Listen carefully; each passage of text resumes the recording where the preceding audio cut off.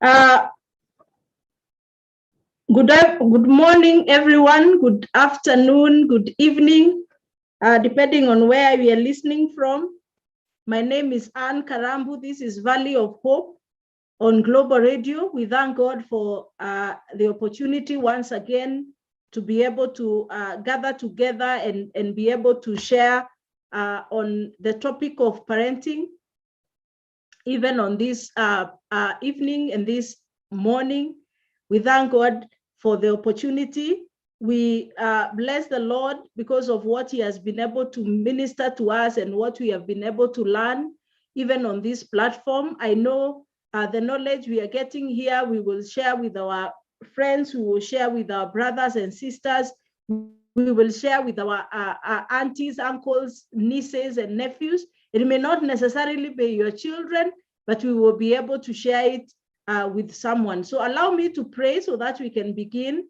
We are live on YouTube, so I'll be sharing a link. If you want to join us, you can be able to watch us live because we will be sharing some notes. Maybe you can be able to get an opportunity to just see it from the screen. And the Lord is going to bless us. So let us pray. Our dear Heavenly Father, we thank you. We give you praise and honor. We acknowledge of your greatness and of your faithfulness, O God.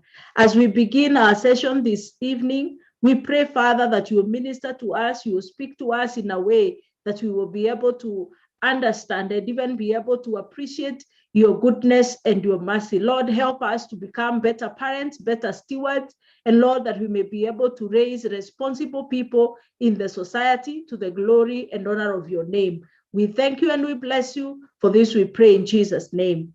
Amen. Amen. Thank you so much once again for being able to be together with us. This is Valley of Hope. Recording is on.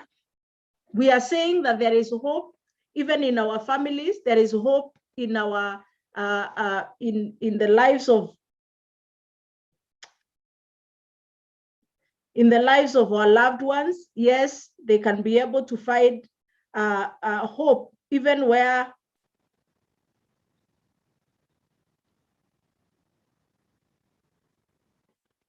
so we can be able to find hope in everything, even in our families. Are there children who maybe they are completely lost, or they look like they don't have direction? We are saying they can also be able to be revived. They can be brought back to Christ, because the intention of even our discussions on Valley of Hope is that we can be able to bring back our loved ones, bring back our children, bring back our brothers and sisters back to Christ, and just be able to realize that they have a purpose in God. They have a purpose in their life that they can be able to fulfill. Sometimes, because of the challenges that we go through, things get very tough, but they can be able also to get to realize their full potential and be able to connect with themselves and be able to live a life that is productive. Last time we were able to, today still we were with Wambui, and Wambui began the topic on parenting, and we began by introducing types of parenting. And I don't know whether we were able to go and just examine ourselves and know where exactly do we fit, even in terms of parenting. I don't know whether you were able to know whether you are the authoritarian parent, the authoritative, if you are the permissive, or you are the negligent parent.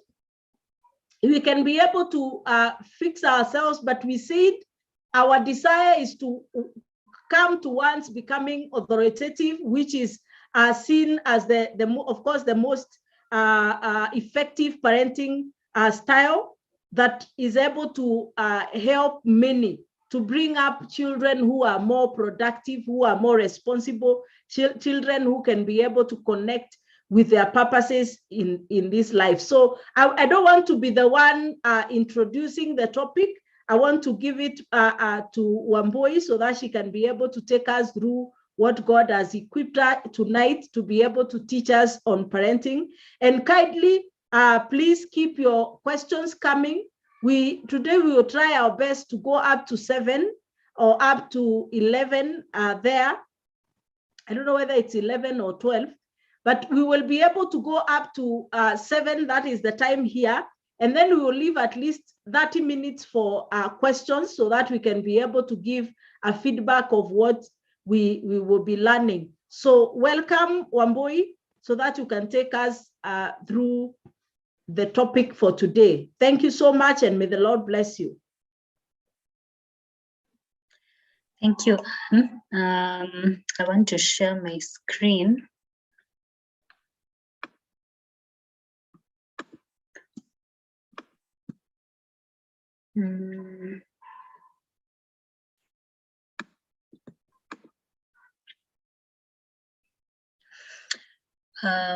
Yeah, so this is where we were at last time. We briefly mentioned about the different types of parenting, and 4 came up. That is authoritarian, authoritative, permissive, and uninvolved. And we tried to kind of like discuss what each of these entails. And we said that we'd go into more detail today. So that's what we're going to do today. There's a lot to talk about where parenting is concerned. So I kind of want to take it slowly. It might take a bit more time, but at least there'll be more understanding. So I wanted to read, and I hope this will help. I wanted to read the definition from the dictionary about authoritarian and authoritative, and I hope this will help to put a distinction between the two. So authoritarian, according to the dictionary, is favoring or enforcing strict obedience to authority at the expense of personal freedom. So it's more of what we'd call dictatorial. So when you hear authoritarian, think about enforcing strict obedience to authority at the expense of personal freedom.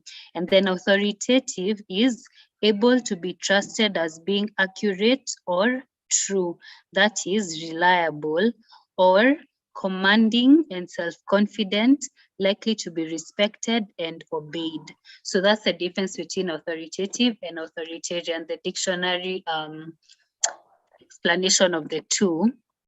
So we basically said that authoritarian parenting focuses on obedience, punishment over discipline. Authoritative creates a personal relationship with their child and enforces rules.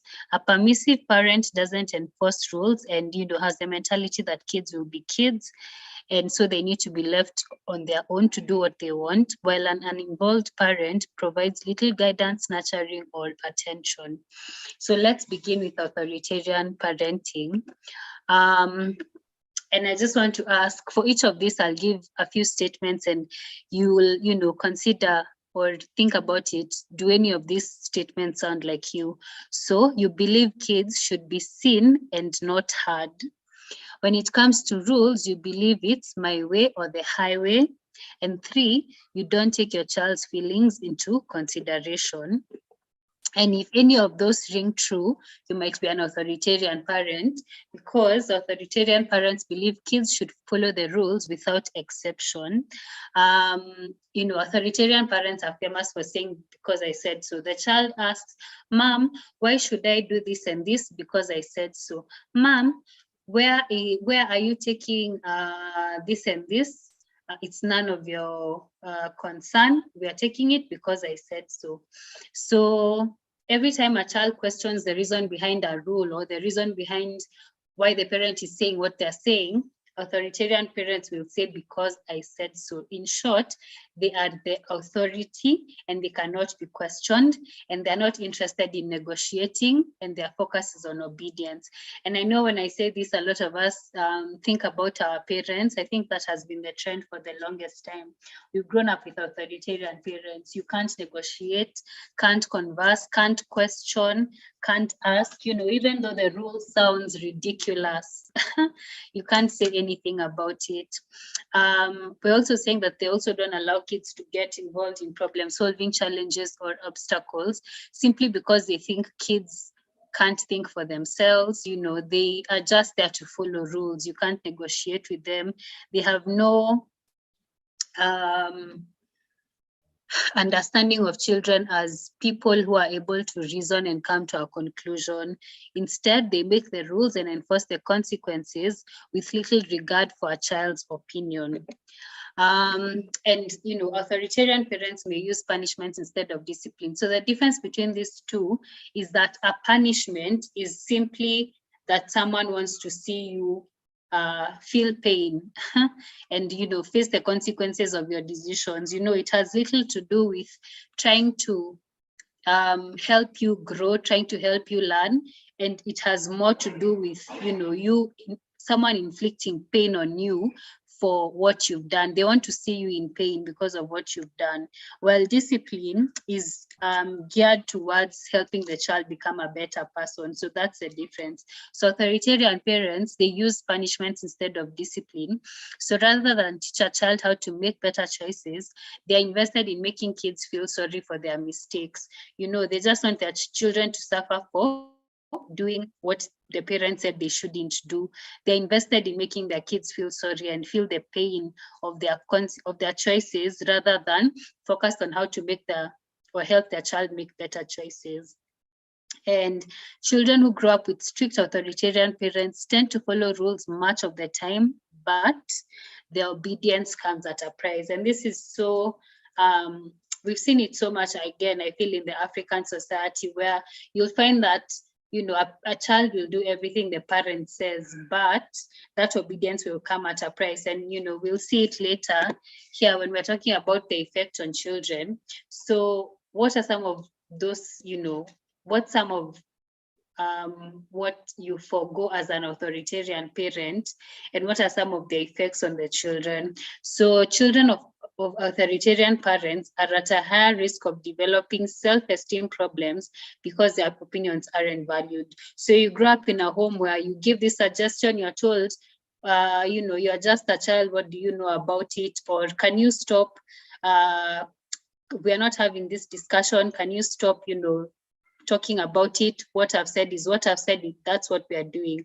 So a child, when they hear this over and over again, their self-esteem is being damaged because they grow up with the mentality that my opinions don't matter, my opinions are not valid.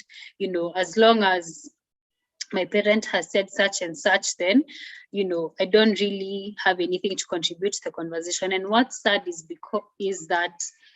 that doesn't end just there. It continues throughout their lifetime. You'll find that children like this in the workplace rarely contribute their opinion, even when they have a different opinion, or when they have a way better opinion, they'll never talk about it simply because they grew up with the belief that their opinions are not valued, they're not needed. And, that's not a good thing.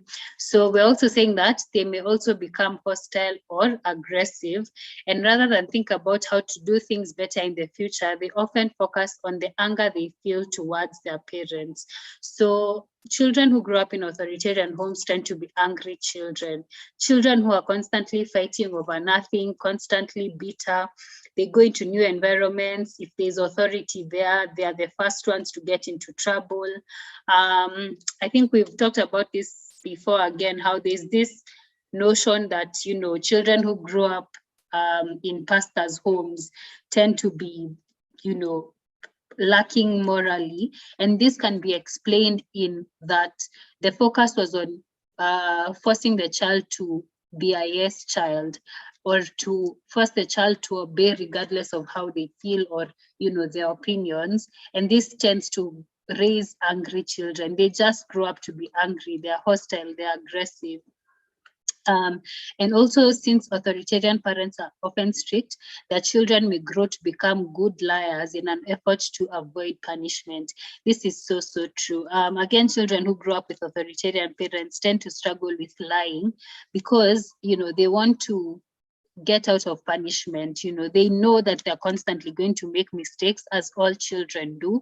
So what do they do if they know that they're going to make mistakes? Simple, just lie.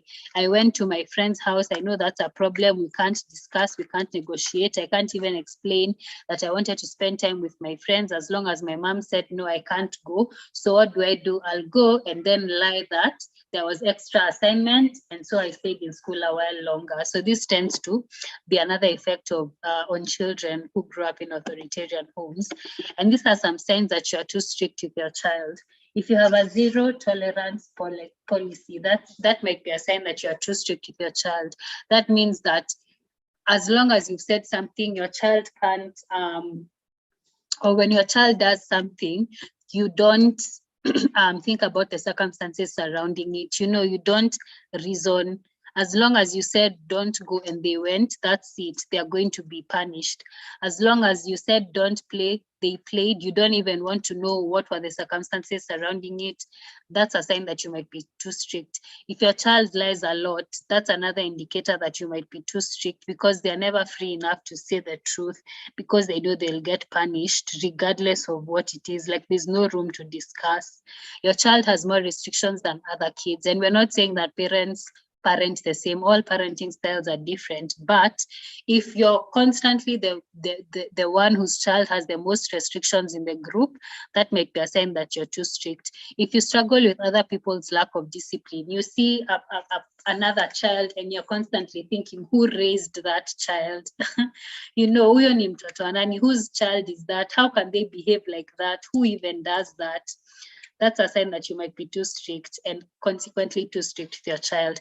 If you have a long list of rules, long list of do not do this, do not do that. What did mommy say? Why did you? If you have a long list of rules, rather than focusing on organic parenting, or that is parenting based on your individual child and the circumstances at the moment, that might be a sign that you're too strict. If your child has little time for fun, if you don't allow for natural consequences. And what that means is, sometimes as a parent, you know, when you tell your child something, there are consequences to you telling them. Like, if you tell your child, don't run too fast, you'll fall. Falling is a natural consequence of running too fast, and, you know, they are not yet too stable, or, you know, that might happen, which is why you're telling them not to run too fast. But as an authoritarian parent, you don't even allow them to get to the point of falling. As soon as you see them running fast, you know, you're raising your voice, you're telling them, didn't I tell you not to run too fast? Why are you doing such and such? Or you find your child, they're playing with fire. You've told them countless times, don't play with fire. You know, they want to touch it or touch a hot surface. A natural consequence is they'll touch it and they'll get burnt and they'll remove their finger. But as an authoritarian parent, you want your child to obey you and not allow for natural consequences, which are a good teacher for children. You nag your children a lot. Stop doing that. Why are you there? Didn't I tell you? Why did you go there? Can you go wear your shoes? Can you go wear your... That's an indicator. You constantly hand out directions. Same thing. Go wear your shoes. Go wear your sweater. Go tell auntie that. Go and pick that. Go and do that. That's a sign. If you don't offer choices, for example, you can ask your child, do you want to make your bed now? Or do you want to pick up your toys? You know, parents who are too strict will often now give directions. You go and do that now. Next, go and do that there. You don't believe that your child is an agent of themselves and that they can make their own choices. Then you don't let kids do things their own way. You praise outcome instead of effort, which simply means that you are not focused on the journey towards a certain outcome. As long as your child has achieved a certain outcome, that's it for you. You don't know if your child cheated or, you know, copied during an exam. That's not your concern. As long as, you know, they are number one in their, what matters to you. If you make outrageous threats, for example, you either go and do that or I'll burn all your toys. That's an outrageous threat. You know, like, you're so focused on your child obeying that you will make outrageous threats. And then the focus is always on learning. Your child can't have a good time. They're always learning, always have to do something that has to do with learning. Those are signs that you might be too strict with your child. And, you know, that's is basically about authoritarian parent and the super focus on obedience rather than teaching your child to develop healthy ways of living. So then we go to authoritative parenting, which is now the positive, what we are all trying to achieve. And do any of these statements sound like you? You put a lot of effort into creating and maintaining a positive relationship with your child. You explain the reasons behind your rules, and you enforce rules and give consequences, but take your child's feelings into consideration. So unlike the authoritarian parent, yes, you enforce rules and yes, you give consequences, but the goal for you is not to punish your child. The goal for you is to discipline your child, to help them learn, to help them become healthy all round. Then you explain the reasons behind your rules. And this can start from as early as 2 years of age. You explain to your child, I tell you not to do this and this because of this and this. And if they don't understand, you can put it in a child-friendly way. If they still don't understand, tell them that you're going to discuss with them later at a time when they can understand. But children as young as 2 and even as young as 3 can understand when you explain these things to them.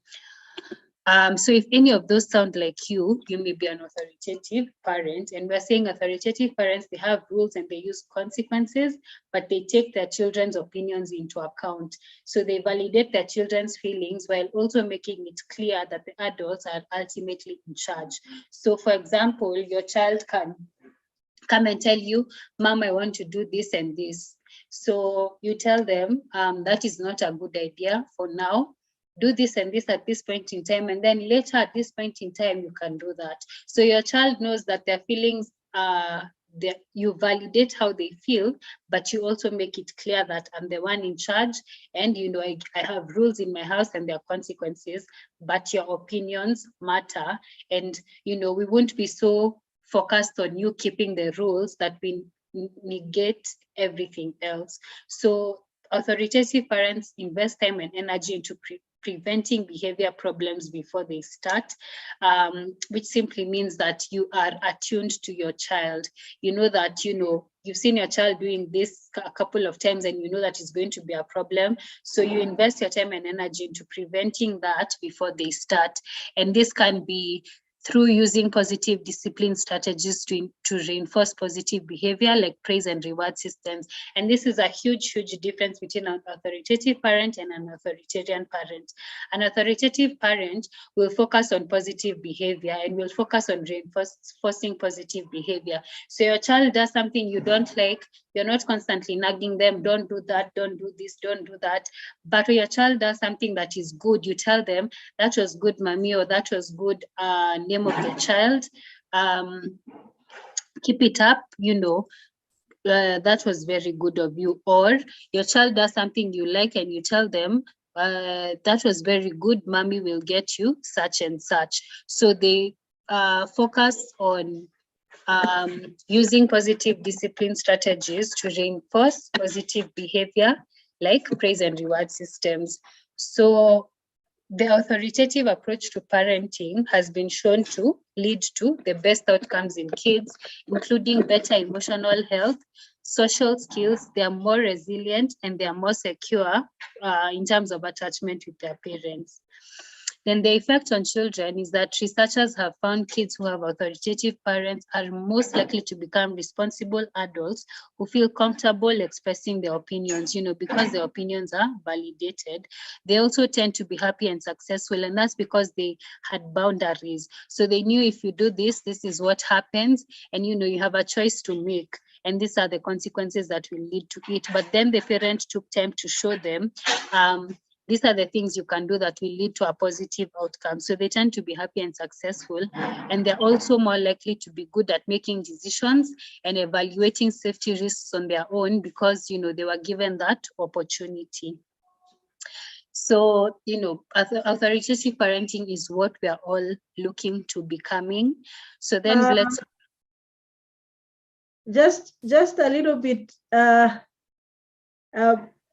Wambui, the speed you're moving with, we may be losing. We may be losing some people. a little bit, just come back a little bit on the effects, please. And the speed, we are not at the same age, one. You are going too fast. Okay. Yeah, Maybe just come back a little bit on the effects. Okay, so my last statement here is the beginning of the effects of authoritative parenting. So we're saying that the authoritative approach to parenting has been shown to lead to the best outcome in kids. There's research for that, and it includes better emotional health. That means that your child can deal with their emotions better. They have better social skills, because they know how to give their opinions. They know that other people's opinions matter because, their own opinions were taken into account. They are more resilient. Simply because they were given space to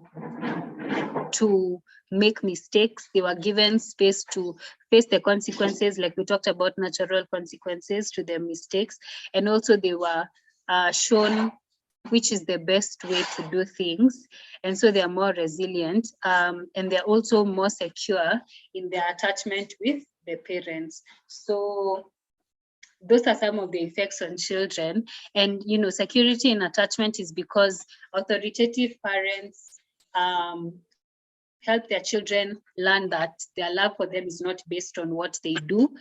I love you regardless of what you do. Whether you do the right thing or the wrong thing, I love you. Are there consequences to doing the wrong thing? Yes.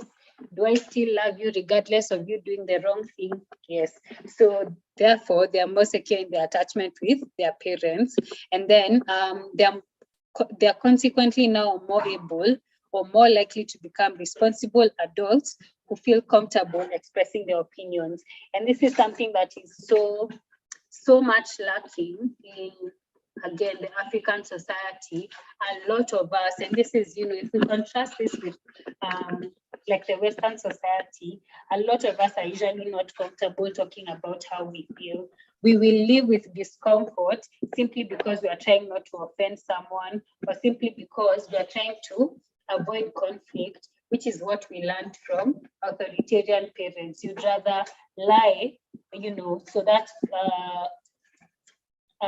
safety is maintained than say the truth and deal with the consequences. So, but with authoritative parents, you feel comfortable expressing your opinion because, one, it's valued, and two, the focus is not on punishing you. So you know that even if you make a mistake, your parent is not hell-bent on you feeling the pain of your mistake. Sometimes they'll overlook your mistakes if they think that you've learned something from the mistakes you made without them having to punish you or to discipline you.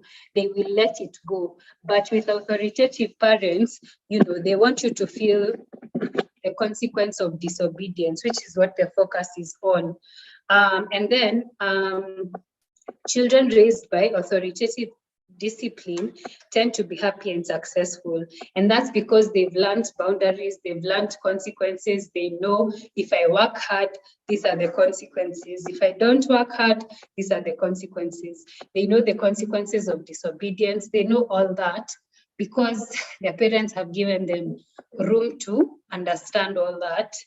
And so they tend to be happy and successful. Then they're also more likely to be good at making decisions and evaluating safety risks on their own. And like we talked about, natural consequences. So an authoritative parent will let their child face the consequences of their actions sometimes, because they want their child to know, if I do this, this is what is going to happen. And it's not my parents just telling me do not do. And this is what we focused on a lot. Teaching the child that simply because I've said it needs to be done, or simply because I've told you not to do, then don't do. But with authoritative parents, they help their child to know, this is why I'm telling you not to do this, or this is why I'm telling you to do this. And when you help your child know that, then even when they're older, they can evaluate safety risks on their own, and they can make good decisions because they can evaluate and know, this is why I'm doing this is why I'm not doing this. So yeah, is that better, Anne? Yeah, that is a little bit better and slower. Okay. But we are having a background echo that is quite a lot. We can hear some background echo. I don't know whether you can work on it a little bit. Sorry, I was moving away from the noise. Okay, that is better. Yes. Okay. Okay. All right. So then we move to permissive parenting. And as you can see from the picture there, the child is the king and the parents are the servants. So that's basically what permissive parenting is about. So do any of these statements sound like you? You set rules, but you rarely enforce them, which means that, yes, you will tell your child this and this needs to be done, or don't do this and this. But even when your child breaks the rules, there are no consequences. You don't take it seriously. You don't follow through with the enforcement of those rules. And then you don't give out consequences very often, which means that, yes, you know your child has done something wrong, but you just let it slide. You just tell them, Aki wewe, or you tell them, how many times did I tell you not to do that? But you don't follow up with consequences, or this child never listens to me, or sasa wewe ni wa nani, and other such things. So you don't give out consequences very often. And then you think your child will learn best with little interference from you. And this is a misconception that permissive parents have, that your child will learn best with little interference from you. You think that your child will, atafunzwa na dunia, or they learn from the world, or they learn from people around them, or the consequences, but you don't give guidance to them. So if any of those sound like you, then you might be a permissive parent, and permissive parents are lenient. They are super lenient, and they only step in when there's a serious problem, and they're often quite forgiving, and they adopt an attitude of kids will be kids. That's the attitude with which they parent. Kids will be kids. So you don't really put in consequences for actions. You don't really require certain behavior. You don't really focus so much on that. You assume that when they get to a certain age, they'll get over their childishness. So, and when they do use consequences, they may not make those consequences stick. You tell your child, how many times have I told you? And this is like after the 7th time. How many times have I told you not to do that? Can you go to your room? Then your child goes to the room for like 2 minutes, comes back and says, Aki, mommy, I'm sorry, I won't do it again. So your child begs, and they promise to be good, and they promise they won't repeat, so they don't follow through with the consequences. That's the mentality. Okay, don't do that the next time. So permissive parents usually take on more of a friend role than a parent role. So they are more focused on, being their children's friend. They want to be more of a friend than a parent, more of a friend than a role model. And so they often encourage their children to talk with them about their problems, which is a beautiful thing, but they usually don't put much effort into discouraging poor choices or bad behavior. You kind of like overlook when your child does something bad, or when your child makes a poor choice. You might even just laugh it off and not think much about it. So we're saying that parents who practice permissive parenting, they don't discipline, or they rarely discipline or impose rules, and they don't want to have any conflict with their children. So they believe kids should regulate themselves. You want to minimize conflict as much as you can. So you don't really enforce rules. And when you do, you don't really stick it out, because you want to be your child's friend. You don't want to have conflict. And like I said, it's good that they're warm and emotionally responsive to their children, but that reluctance to setting boundaries or controlling their kids' behavior usually has consequences, and them giving in to their kids' demands and ignoring misbehavior can have negative consequences for the kids. So what are some of these negative consequences? So research has shown that children who are raised by permissive parents are impulsive, they disregard rules and limits, and they tend to have escalating levels of aggression and a higher risk of alcohol abuse as they get older. And all this is usually caused by a lack of boundaries, a lack of limits. They didn't grow up being told, don't do this. And if you do this, they didn't face consequences. So they are impulsive. They do what they want because, they didn't have much consequences for their behavior. They disregard rules and limits because even when they did something wrong, there were no consequences for it. And even if there were consequences, they weren't really seen through. They could get out of it easily, tend to have escalating levels of aggression and a higher risk of alcohol abuse as they get older. And that's also because they have no regulations. They have no internal regulations because they also didn't have external regulations.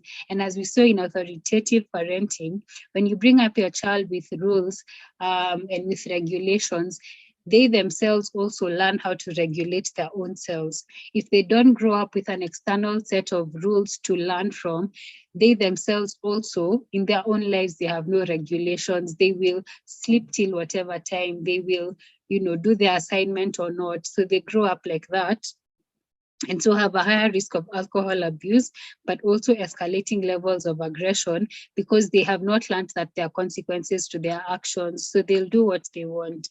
They are also more likely to struggle academically simply because there are no rules in place to study or, to do their assignment and anything like that. They do what they want when they want to do it. And so kids generally tend not to be very serious with their education unless they've been taught otherwise.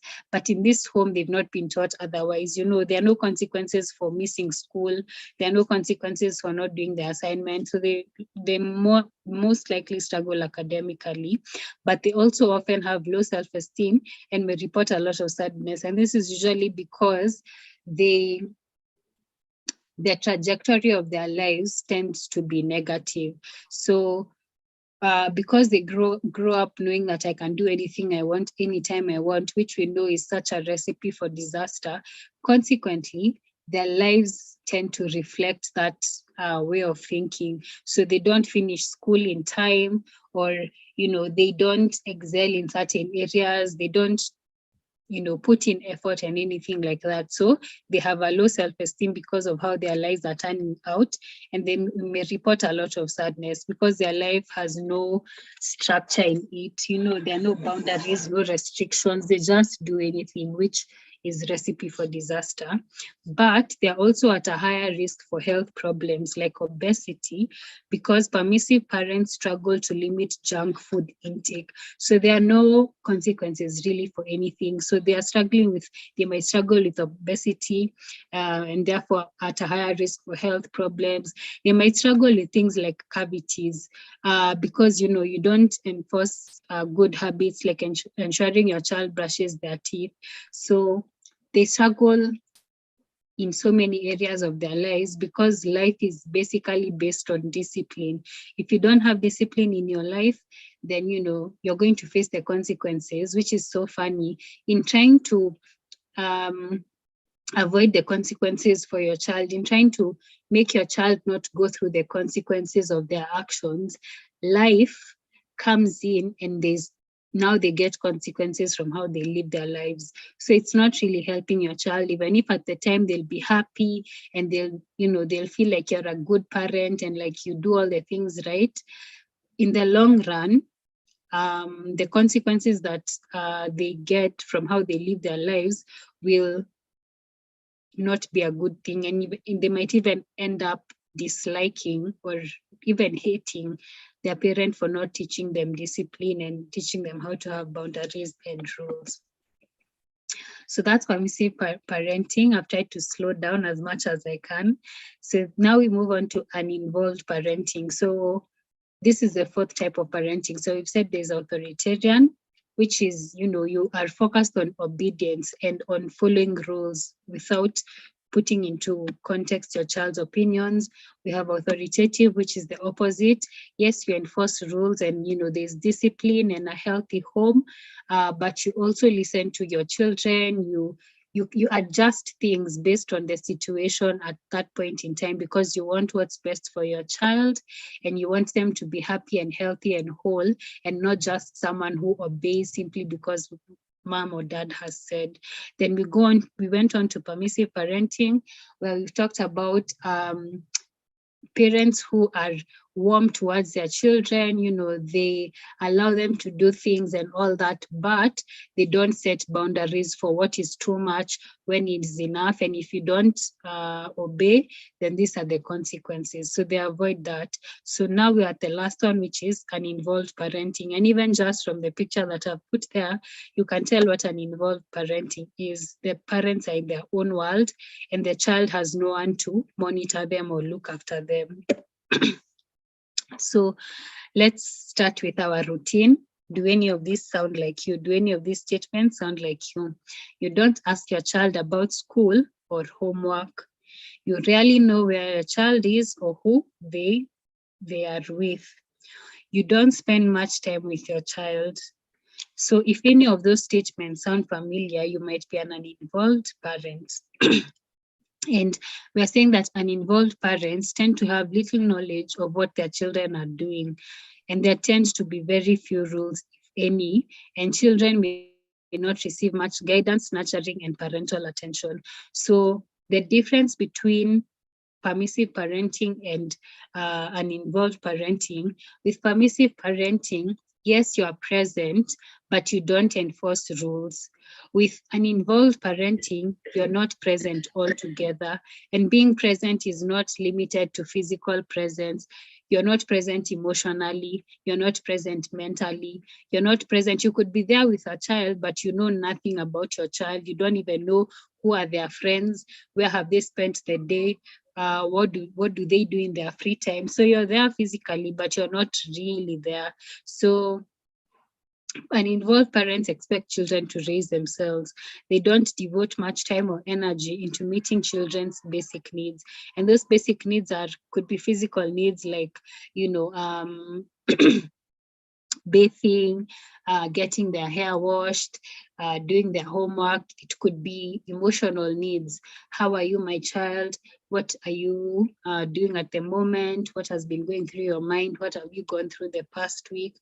It could be psychological needs like, reading to them or, playing an activity with them, etc, etc. So they don't devote much time or energy into meeting their children's basic needs, and they may be neglectful, but it's not always intentional. So a permissive parent is present, but they don't enforce rules and they don't really see through consequences. An uninvolved parent is neglectful, but it's not always intentional. And so being uninvolved is not to say that the parent is a bad parent. We're just saying that they're neglectful, and it might not be intentional. For example, a parent with mental health issues or substance abuse problems may not be able to care for a child's physical or emotional needs on a consistent basis. And we've seen, multiple children being given to other caretakers simply because the parent cannot take care of them because of their state at that point in time. But also, sometimes it's that you're simply overwhelmed with other issues like working or paying bills or managing a household. So you don't really have much energy to focus on your child. Or it might be that they lack knowledge about child development, which is why we're doing this. So you don't really know what your child needs from you. So you just go on about life with your child just there, but you don't really know what your child needs or anything like that. So unintentionally, you become an uninvolved parent, but it's not because you're a bad parent or it's not because you want to be a bad parent. So the effect on children of uninvolved parenting is that children are likely to struggle with self-esteem issues. And this is because they parents don't focus on them. So children grow up with the mentality that they don't matter.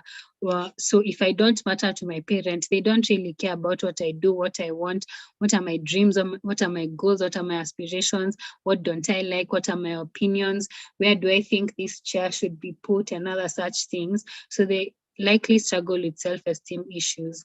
Then they tend to perform poorly in school, again, because there's no interest in what they do, whether they become number 1 or they become number 50, the last number, nobody really cares. So consequently, they don't really put in much effort into anything, let alone school, because nobody notices. They might as well not be there. They exhibit frequent behavior problems, and it's because of that. Either they're trying to seek attention, or because they know nobody cares. So even me, I don't care, I'll do what I want. Or it might be attention-seeking behavior, and they also rank low in happiness. So they're also usually emotionally withdrawn because nobody cares about what you feel. So let me just keep it to myself. So they become emotionally withdrawn, they become anxious, and they might be at a greater risk of substance abuse because they have no supervision to tell them this is right, this is wrong. And that anxiety is usually because of that lack of supervision and guidance. So children who grow up without supervision or guidance, they never really know, like, do I do this? Don't I do this? What is right? What is wrong? As unlike authoritative children who later on in life can make good decisions because the basis was laid for them by their parents. This is why you do what you do, or this is why you don't do what certain types of behavior. So over time, they can use that guideline to make decisions. But with an uninvolved parent, they really don't have guidelines to live their life. So they become very anxious. What are the consequences of doing this? Like, should I do this? Should I not do this? They don't have anyone to ask. They don't have anyone to tell. For example, if they, for the girls, when they start their menstruation, they have no one to tell because nobody really cares. Nobody is there. So they become very anxious throughout life. And that is usually as a consequence of uninvolved parenting. So basically, we're saying that sometimes parents don't fit into just one category. So don't despair if there are times or certain areas where you tend to be permissive and other times when you're more authoritative. It's hard to maintain or remain consistent when balancing life and parenting. So you won't always be perfect in being authoritative. Sometimes you'll find yourself being permissive, sometimes authoritarian. For example, say you went through a traumatic situation. Say, for example, you were sexually assaulted because you came home late at night. If your child does that, if you have not dealt with it, high chances are that you'll become authoritarian. In my home, we don't get in past such and such a time. I don't care if the bus left you. I don't care about any of that. You are in my home at this point in time. So at that point in time, you're engaging your authoritarian and it's coming from somewhere. So, it's you won't always remain consistent, although that's the goal of, being a good parent or being an authoritative parent. So we're saying don't engage in parent guilt or shame. That's not helpful. It's okay to make mistakes. It's okay to not be consistent in following a certain type of parenting. Don't feel guilty, don't feel shame, as long as you're working towards being an authoritative parent who creates a safe space for their children, creates a healthy environment for their children to grow. Then, if you focus on beating yourself up and what you didn't do right, then, that doesn't help you, it doesn't help your child.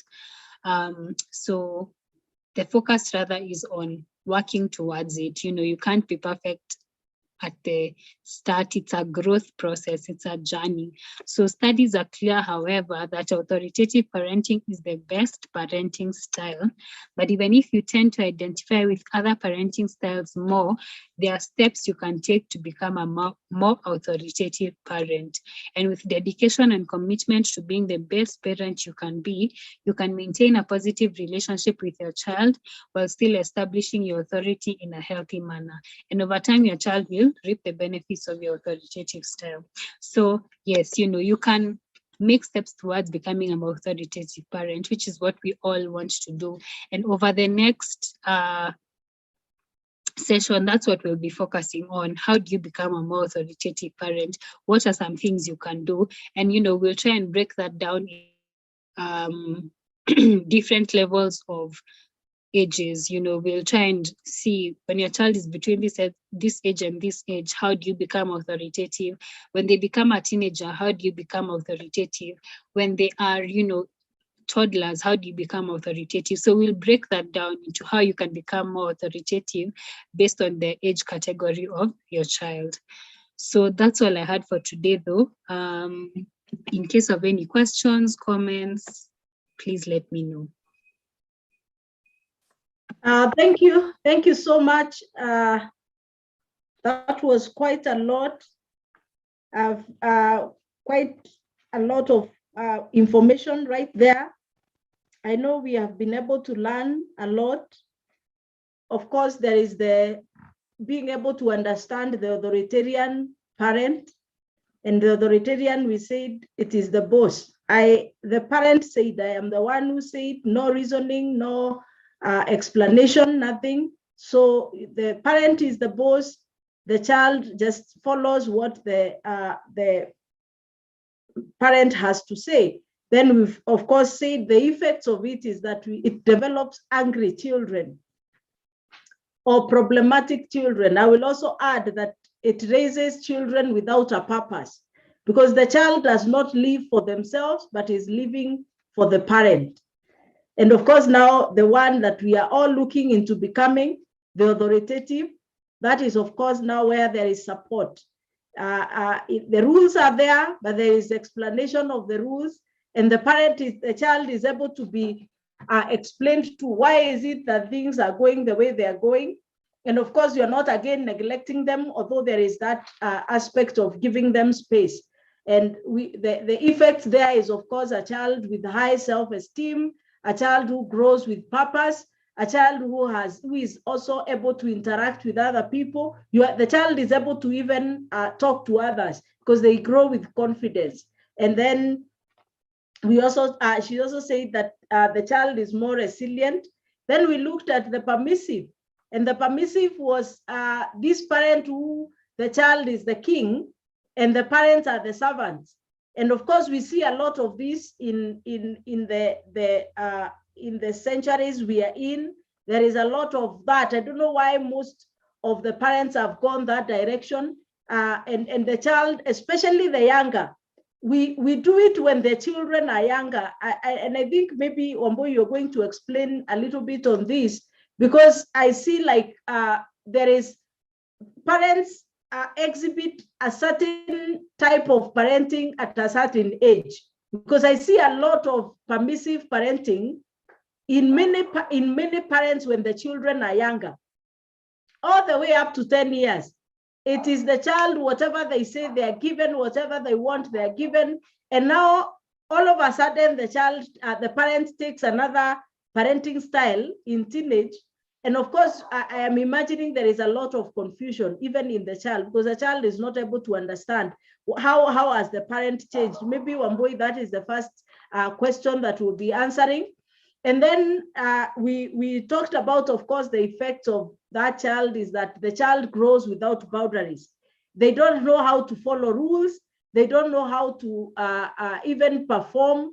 It's like there is really nothing they are accomplishing in life. And then there is, of course, the exposure to drug and substance abuse, because it's like life has no meaning. Then, of course, now the uninvolved parent, and there was a disclaimer there.